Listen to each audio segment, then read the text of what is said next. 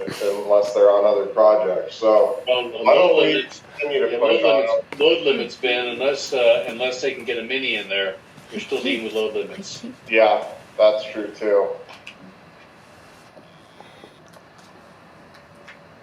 Okay, we'll continue to push on them. I mean, contractually they have to finish the work, right? So I would expect that, they'll get started. Typically we see remobilization around this time of year in April. That's super common. Well, are we tied to La Riviere and fixing that? That isn't part of their project, and it would all for the well 8. Yes. Yeah, I would recommend sticking with La Riviere unless you have another outfit in mind that you want to just direct select and just have them go out and fix that on their own. Well, we've already proceeded with the Riviere, right? Well, they have dug out. They know where everything is. I mean, we need to already bought the valve and everything. I think they got all the supply. Don't they have all the parts on hand, Ben, already for everything? I thought so, but we haven't seen the price come through. We need to agree on I'd hate to have them do the work and we get a... Oh, no, get a price first, please. Right. Yeah, exactly, and they just haven't provided it. But now that I know that the well isn't even operational, I'm going to write a note now saying that we need to get on this. Right.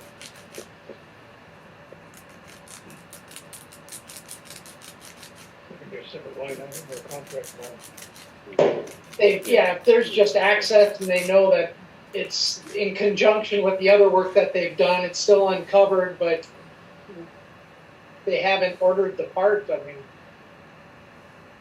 yeah, if we need to get somebody else to go out there and do it because they're dragging their feet, then so be it. But we don't want to spend more money doing something if there's going to have to be re-engineering or reauthorization, permitting, or anything of that nature. We don't want to spend any more money, but if we can use somebody else that could go out there and get it done sooner, and it would cost the same thing, we want to be using it well. If we traded it in contractually, I gave it taken wage to them guys. I think if we are, we can do something like RC Works and tie it into that. Well, is that something that Kenny McDaniels could do? Yeah, I don't think he would want to. He doesn't like public projects anymore. But that'd be Dan Lincoln, Clay Howard.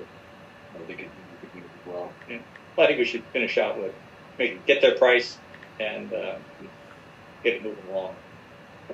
Yeah, why don't we just lean on them a little bit? I mean, we just reached out late last week to get an update, so. We're isolated up here. We're moving all their equipment. They want to come in and focus. Thank you, Ben. In terms of phase 2, so we've been working through a couple things. So originally we would probably wanted to be out for bid again right now, but there's a couple things that we wanted to make sure that we got right. One, after talking with Clearwater, that lead-based paint that was a pretty major item for them. And so we've been coordinating getting a lead-based paint test and sample going to make sure. We assumed all along in the design that this was lead-based paint just due to the age, and it likely is. But if it comes back negative, it saves about $200,000 on at least their bid. So it seems, which seemed like a lot to me, but then again, it is quite the process to remove lead-based paint. So we should get the results back on that next week. We have the bid documents put together otherwise, add alternatives for the exterior coating and roof coatings. A little bit longer schedule. We're going to keep the temporary storage option as a contingency bid. So, hopefully we can still get this done with a tank swap, but we did add some spec language for that temporary storage just to make sure. If that comes into play now that we're opening up the time period to work into the summer months, we want to be really dialed on their use of that temporary storage so that we can meet all the range of water demands in the district. So we've put a little bit more work into that just to make it bulletproof. That's really where we're at. I think overall, we'd like to be out for bid the end of March. I think what we've discussed is just sending over the final renditions of the bid docs with a list of the things that we've revised, which is really this bullet list here, and then just getting the thumbs up from the district. I think you approved us to go out for bid after reviewing the final documents, but that's kind of where they're at, where we're at. So I don't know if there's questions or concerns with that, or yeah, anything else.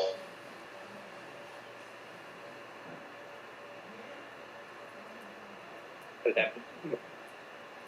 Excited to see it go back out to bid, especially if it comes back with no lead. But I have my doubts. Well, probably, I'm sorry. Well, it's old paint, so I have my doubts. Okay. No. Part of our problems that they haven't been able to finish is a generator for Limekiln. Has that been solved? Do we have a generator stand ready to be installed? I actually have no idea. I mean, they had when we originally started the project, that was one of the hiccups, was there was like a 16-month lead time on that generator. So that would be putting it here in like May. So once we get a revised schedule, Ted, like typically how winter shutdown goes, you know, we pause the contract days. Come spring, they request a new notice of proceed date, say that's sometime in April. We'll get a revised schedule for completion with the remaining contract days, and here's the schedule to complete it within that window. And then we'll understand where they're at with getting that generator put in, getting the booster station online. I'm not too worried about the generator. That, like, overall, there's several things that still need to happen before, you know, we get that booster station up and running anyway. So as long as it hasn't delayed any further, then everything should be just fine. But we'll see once we get that revised schedule. Has a new generator been has a generator been installed in well 8? Not yet, no. Both of those have the 16-month lead time. So that work will happen this year.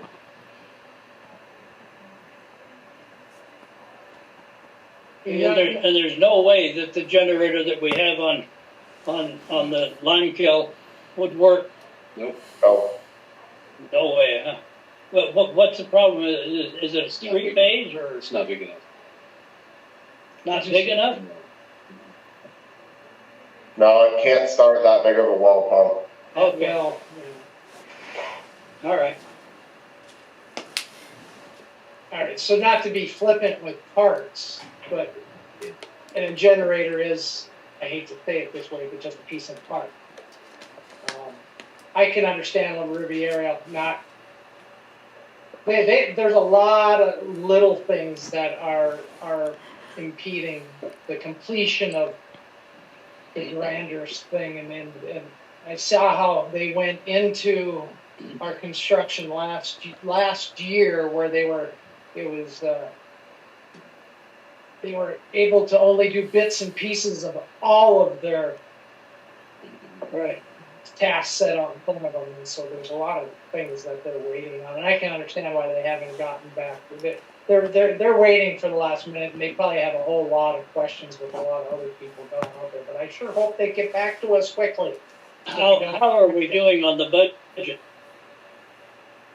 For phase 1, I think I sent over a forecast in that last budget update letter after we got the bids. I think we were forecasting around 3.3-ish million to complete,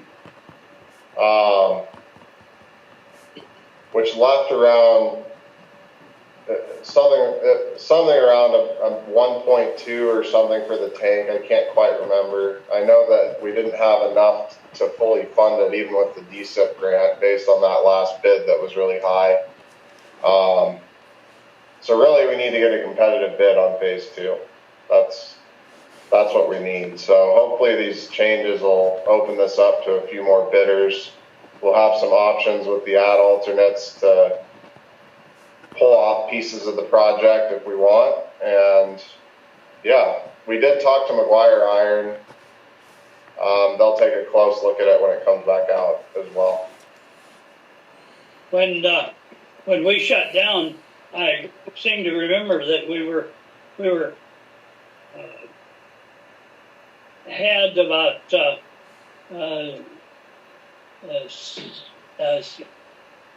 600,000 to 800,000 that hasn't been spent on, and it didn't look like we would need to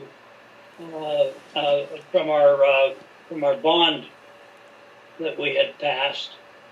And anyway, I'm concerned about that. If it's going to cost a lot more to do the water tower, are we going to have enough? I mean, we'll have to see how bids come in, Ted, but, you know, we'll want to make use of that 900,000 that is available. Yeah. And I feel like, based on my experience, I feel like you will have enough to do the tank. However, will you have enough to do the exterior coatings? So the exterior coatings is a very, very expensive piece of that tank that is not required to get it up to current state code. So it's more of a beautification piece of the project than it is a repairing leaks, fixing safety issues, fixing things like the roof vent, the overflow piping, the seize valves that have to be operational to keep your tank up to IDAPA code. And so the exterior was not flagged by DEQ or in the structural evaluation as necessarily a top priority. However, when you're already doing the work, you would like to go ahead and renovate that too, right? So I guess to answer your question and get back to your question about the budget, I feel like there's enough budget to complete phase 1. We have contingency left. And then on phase 2, it's really a question of if you're going to be able to afford to do the exterior coatings or not. So at a minimum, I feel like there will be enough in the budget to do everything else on the tank other than that. And hopefully we can do everything with the revisions, but we'll just have to see. It's a competitive bidding climate. I mean, we've seen high bids on other projects too, but then again, we've seen some contractors come in that were really hungry and be underneath the engineer's estimate. So it's just kind of what we're dealing with industry-wide. Okay. What about this lead in the paint? We have trouble with the deer coming up and gnawing on it and so forth. Is that They're desperate for non-lead paint. Are we going to have to do something about that if there's lead in that paint? No, so our design, Ted, assumes that the lead on the exterior or the paint on the exterior of the tank is lead based. So our specification is stringent in that it assumes that the contractor is going to have to deal with lead based. So it exposes them to risk. That's a human health hazard. So in talking with Clearwater, and I feel like it's going to come back positive. I think it's lead-based paint. The tank was built in 1939. That was our assumption during the design, but it saves $200,000 if it's not lead-based. So we felt like it was worth a few $100s to get a test and a sample taken and make sure. Because if it comes back negative, then we can revise the spec to be just normal sandblasting and paint removal and save you quite a bit of money. One of the issues, there's chunks of that paint peeling off and just laying on the ground. Your tester won't have any trouble getting a sample. Yeah. It comes to you. So we actually have lead sitting on the ground. Now it's not a lot of lead or anything. there's an outstanding issue. Just the factor that we know that we'll have lead in our paint. Is that, you're asking, doing a test will then actually put on paper, document, hey, we have lead. Mhm. Does that pull the trigger on something that now we got a ball rolling down the hill? Have we started something? Yeah, lead on the outside of the tank, there must be lead in our service lines, right? I'll say that the tank really needs a paint job. When you walk up and look, Yes. it really needs to be sandblasted, and it is suffering, just like this building here outside. It needs a paint job. And that would be very expensive to have a abatement removal type thing for paint. Well, that's what we said, $200,000. That's part of the deal, That's Ted. part of the Yeah, deal. yeah. That's what we're doing. Yeah. That's why. Yeah, that's what's in the specs right now is just that abatement. It requires, they gotta put scaffolding up and contain the whole tank with, visqueen, and, I mean, it's quite a bit more work than just a typical sandblast. And Yeah. Check those disc golfers out there. Yeah.